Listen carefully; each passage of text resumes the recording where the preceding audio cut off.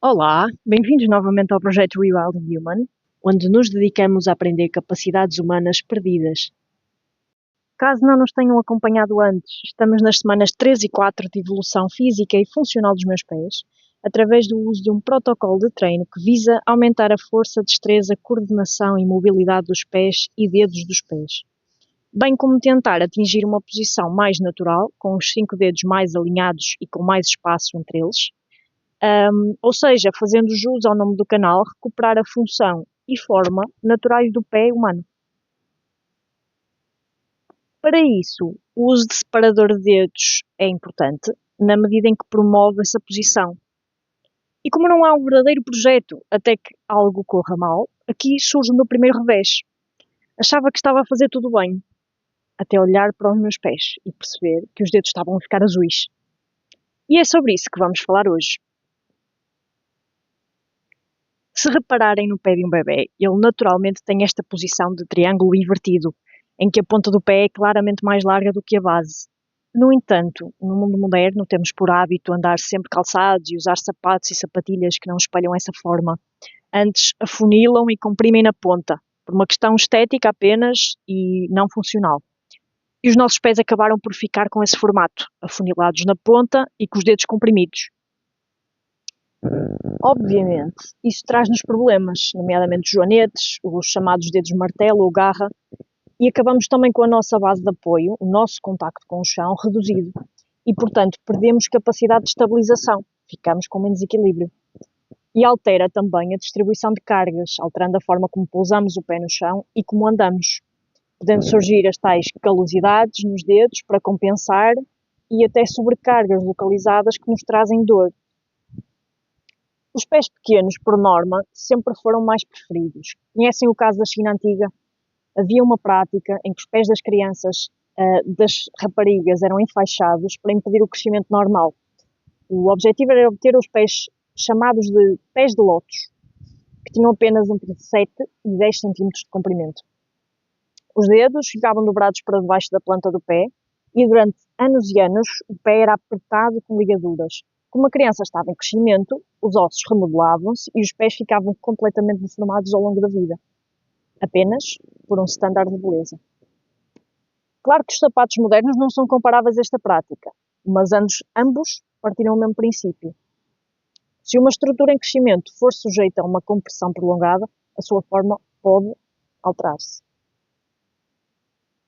Os separadores de dedos, em inglês toe spacers, permitem contrabalançar isto, promovendo o maior espaçamento entre os dedos. O objetivo é que com o seu uso consigamos adotar uma posição mais natural com os 5 dedos mais abertos.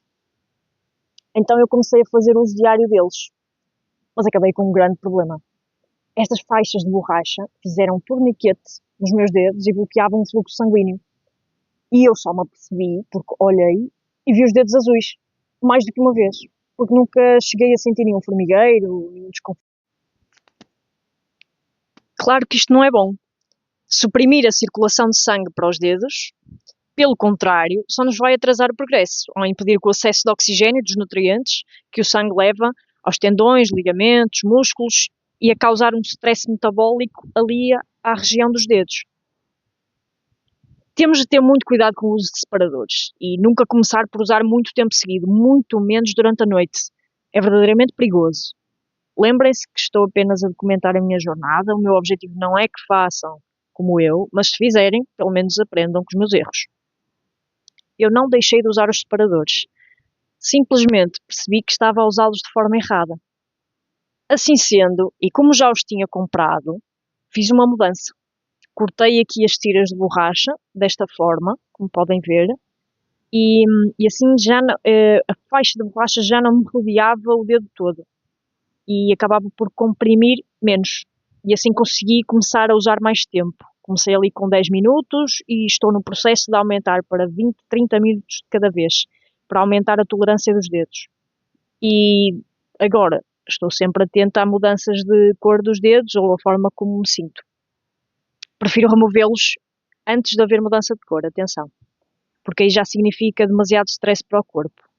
E prefiro usar várias vezes por dia, períodos mais curtos, do que usar um período muito longo, porque acaba por ser mais desconfortável e corro mais esse risco. Comprei estes separadores da Edicare, encomendei através da Amazon e custou 4,06€. Eles pareciam ter qualidade e o preço era ótimo.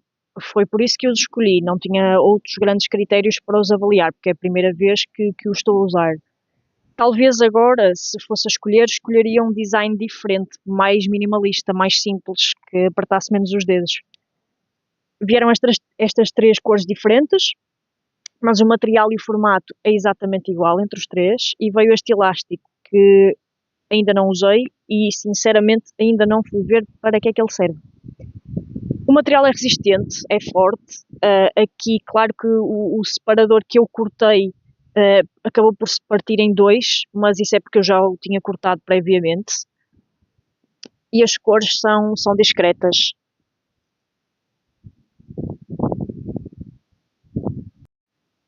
A desvantagem de os ter cortado é que ao não prenderem em redor dos dedos, eles saem mais facilmente. Ou seja, não são bons para andar propriamente de um lado para o outro ou fazer exercício neles. São melhores para ser usados enquanto estou sentada. Por fim, em termos de evolução e mudanças que notei nestas 4 semanas que entretanto decorreram, anatomicamente falando, não noto diferenças. Não acho que os meus dedos estejam mais espaçados entre eles, nem o meu pé me parece diferente. Continuo com os dedos inclinados e muito próximos entre si. Agora, fisicamente, a nível de controlo, aí sim as diferenças começam a notar-se. Tenho bastante mais controlo e mais destreza nos dedos dos pés e consigo conscientemente abrir os dedos de uma forma mais eficiente e mais controlada. Consigo abduzir, ou seja, abrir o dedo grande, espaçando mais dos outros do que consegui antes. Ou seja, maior abdução e maior controlo nessa abdução, de uma forma mais consciente. Em termos de alterações no protocolo de treino, introduzi um novo exercício, que tenho feito de forma diária, que é a flexão e extensão com abertura dos dedos. É um exercício ativo, segurando a última rep por 10 a 15 segundos. De vez em quando, para além das 10 repetições de cada movimento, faço também 10 repetições o mais rápido possível, que ativa bastante bem a musculatura. Para terminar, o objetivo deste vídeo era mostrar também aqui o que correu mal, para que quando fizerem a vossa jornada e a vossa escolha de separadores de dedos, comprem os que acharem mais confortáveis e mais alinhados com os vossos objetivos e continuar a seguir em frente, apesar deste pequeno passo atrás. Obrigada por mais uma visita. Se gostaram do vídeo, por favor façam o que costumam fazer quando gostam de coisas da internet e fiquem por aí para mais novidades. Caso queiram saber o meu protocolo de treino detalhado, deixei um link para o PDF no vídeo anterior. Bons treinos, um passo de cada vez.